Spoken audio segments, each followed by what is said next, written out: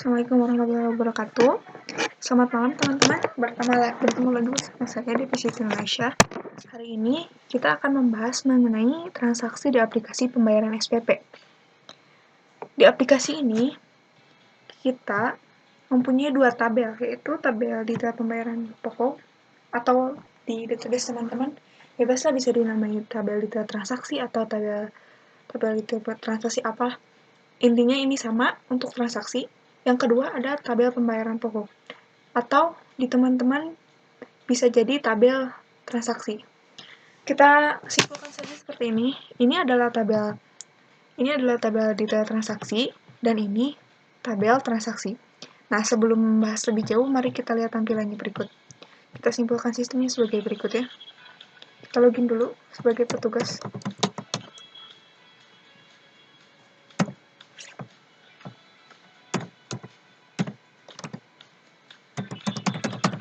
Kita login dulu sebentar ya. Oke, berhasil login.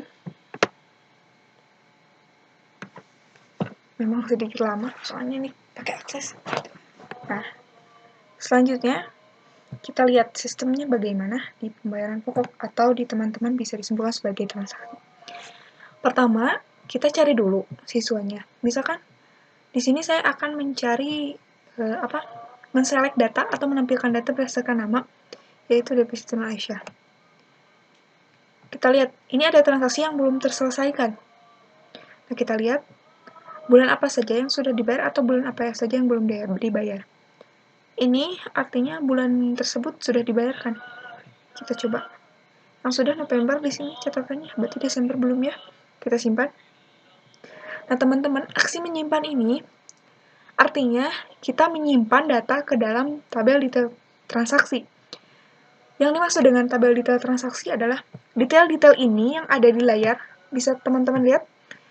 ID detail, ID pembayaran, NIS, tunggakan, dan bulan. Ini kan mendetail ya. Jadi ini disimpan di tabel detail transaksi. Nah, yang selanjutnya adalah yang menjadi pertanyaan, apa sih perbedaan antara detail transaksi dan transaksi tersebut?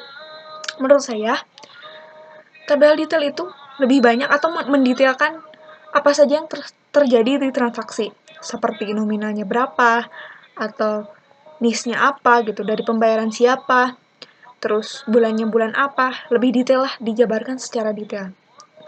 Nah, aksinya seperti ini yang sudah tadi saya bilang, ketika kita sudah memilih bulan, dan bulan tersebut belum dibayarkan, kita klik button simpan di sini, otomatis akan masuk ke tabel di sini. Nah, sekarang kita coba untuk menghapus bulan Desember ya. Kita hapus bulan Desember, batal ya. Nah, otomatis kita sudah menghapus data di tabel detail pembayaran. Coba kita cek ya. Select bintang prom. Di sini ya teman-teman, atau di teman-teman itu bisa dilihat sebagai tabel detail transaksi. Oke, kita cek.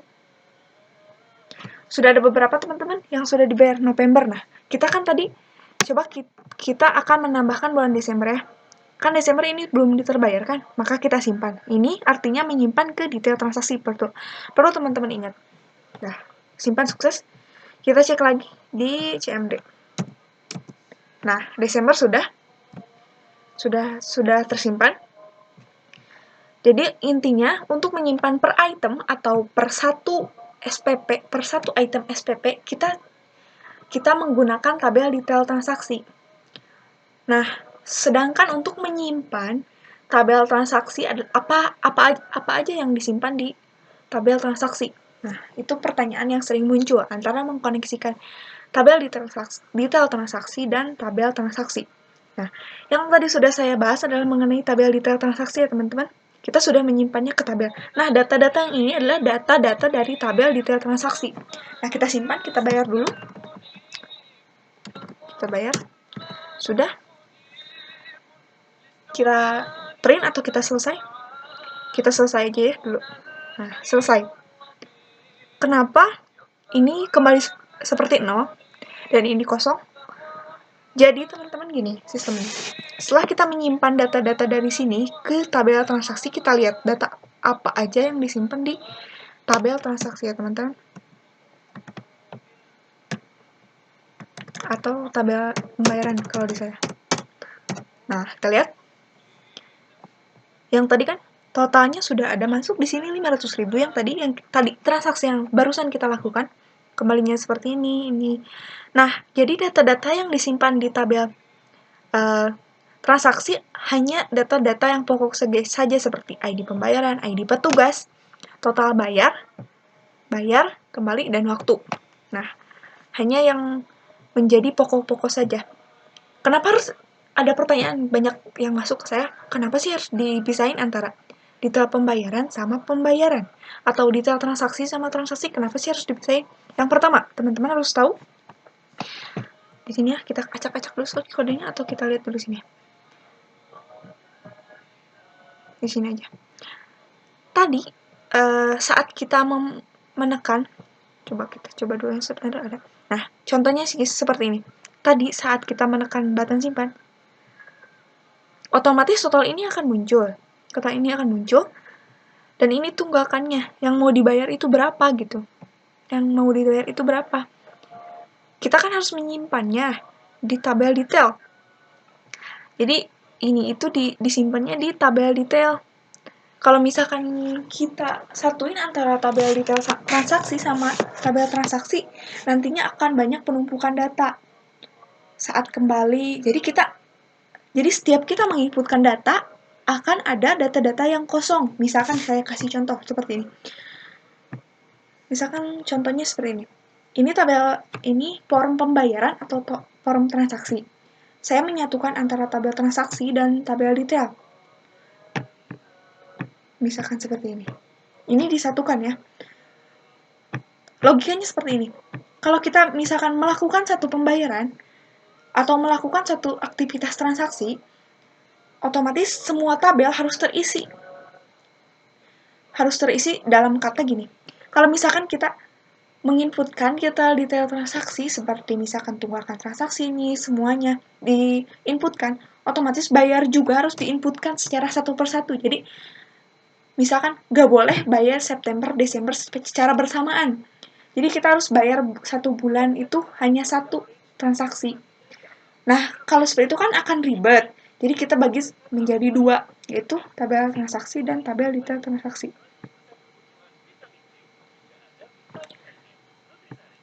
Sampai di sini teman-teman udah ngerti atau belum? Atau saya kecepatan? Nah, karena ini udah beres ya. Jadi intinya penggabungan ini tabel detail transaksi itu untuk menyimpan detail-detail transaksi apa saja yang dilakukan, detailnya seperti misalkan STP-nya bulan Januari, Februari, Maret, sampai Desember lah apa. Itu untuk detail-detail transaksi. Nah, sedangkan untuk tabel transaksi hanya mencakup ID pembayaran, ID petugas, total bayar, kembali, dan waktu. Yang dengan arti kata lain, kita menyimpan data ke tabel transaksi hanya menyimpan bayar, total bayar, kembali, ini ID petugas dan ID pembayaran. Jadi hanya pokok-pokok saja yang kita simpan di sini. Supaya tidak ada penumpukan data. Nah, data ini, terus ini, dan ID yang diambil dari sini, kita simpan di tabel transaksi. Semoga teman-teman ngerti ya. Saya sambung di tutorial berikutnya supaya lebih jelas. Assalamualaikum warahmatullahi wabarakatuh.